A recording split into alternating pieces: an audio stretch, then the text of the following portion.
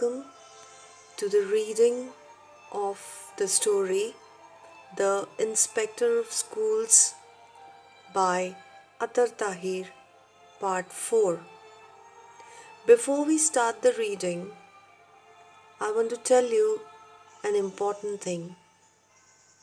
No matter how technical tools we have in the modern world, reading a book,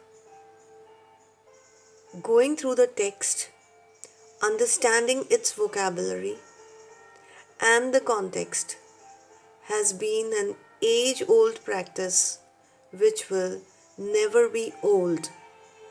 So remember, reading is going to be your friend in learning the English language always.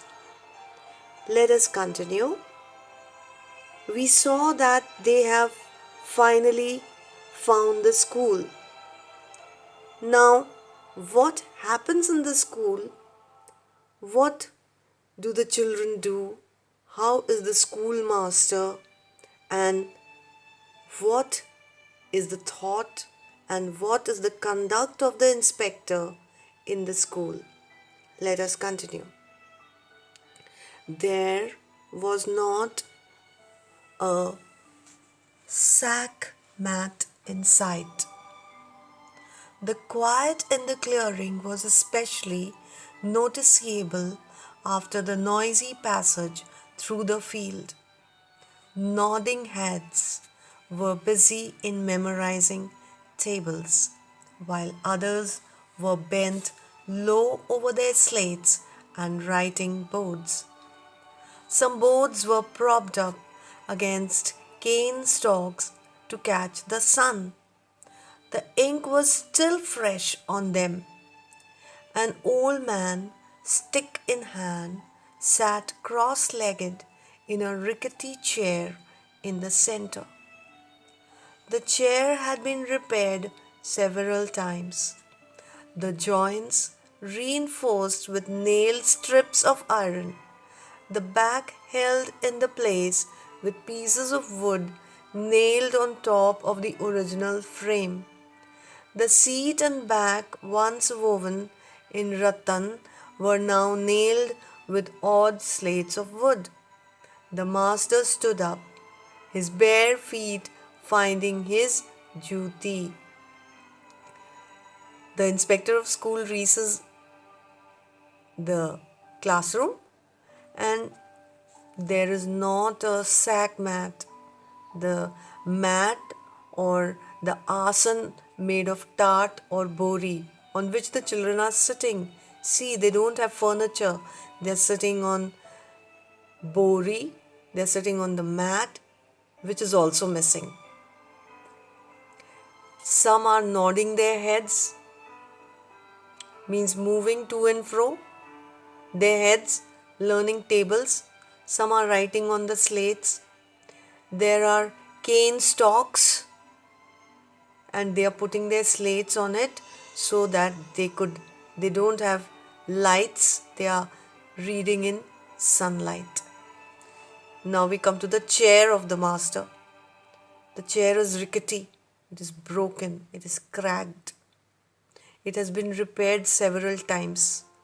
The nivar with which it was woven is completely torn and now it is nailed with odd wooden pieces. Now the master is standing up. He stands barefoot and he's looking for his juti. Juti is the footwear. Class, stand, the monitor commanded in class. All the students scrambled to their feet, dusting the lower fronts of their kurtas. The master, overcome by the presence of the inspector schools, took some time to collect himself. He dusted the chair he had been presiding from his shoulder cloth and held the chair for the inspector of the schools to sit. The peasant watched for a sign. The inspector of schools thanked him. He vanished. Now the master gets up from the chair and he offers the chair to his boss. There is one broken chair, same for the master and same for his boss, the inspector. The master, in respect, cleans the chair with his shoulder cloth for the inspector.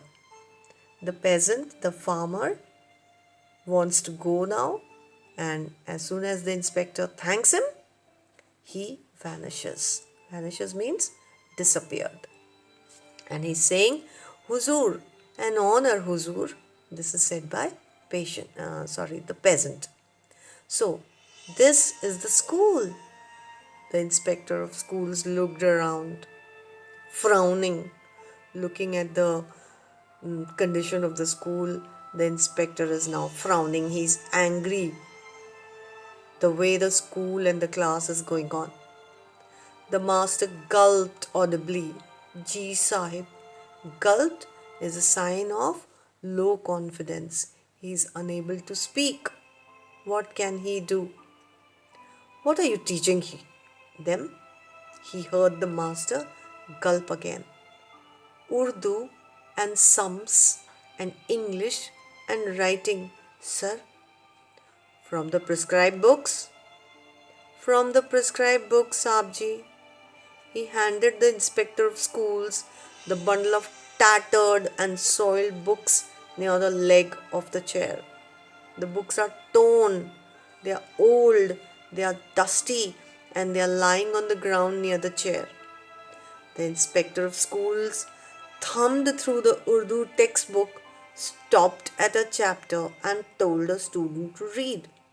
The boy got nonplussed into silence. Now the inspector took one book and he's browsing through it. Thumbing means he was looking through it, and he's with his use of his finger, and he opened a chapter and asked the student to read it. Now the boy is nonplussed. He's confused. He becomes a statue. He doesn't know how to read, so he doesn't know what to do. Sirji, the big book is of 4th class and he's from 2nd. How many classes do you have here? 6, Sirji. Class 1 to 6.